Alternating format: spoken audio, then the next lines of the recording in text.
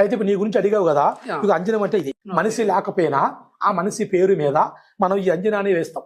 మనిషి లేకపోయినా పర్లేదు, ఆ మనిషితో పర్లేదు, వాళ్ళ పేరు చెప్పి ఫోటో చూపిస్తే చాలు. ఇగో ఇది అంజనం, అర్థమైందా? ఇలా చేస్తాం.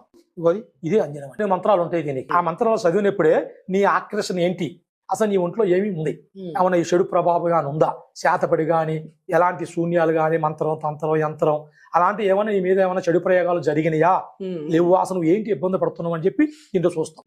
ఇది వశీకరణకే. వశీకరణ వేరంటారు దాన్ని. ఇందుకు కట్ చేసి చేతిలో గాని తొడలో గాని పెట్టేవాళ్ళు. ఎందుకంటే ఎలాంటి పవర్ఫుల్ అట్లా ఉండేట్టుగా చేసేవాళ్ళు. ఇప్పుడు అలా చేయట్లే. మన అనుకున్న వాళ్ళు, నమ్మకం ఉన్న వాళ్ళకి, మంచి వాళ్ళకి బిజినెస్ల గురించి కానీ వాళ్ళు చేసే పనిలో ఎక్కువ శాతం రియల్ ఎస్టేట్ ఇప్పుడు చాలా డల్ అయిపోయారు.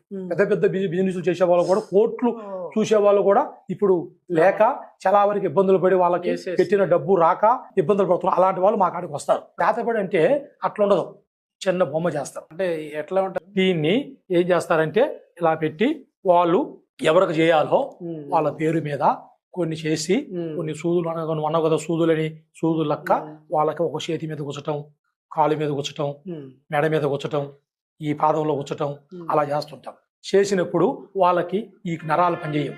కాలు నరాలు, చేతు నరాలు, మెడ నరాలు పనిచేయకుండా ఉంటాం. ఒంట్లో మొత్తం సూదులతో గుచ్చినట్టుగా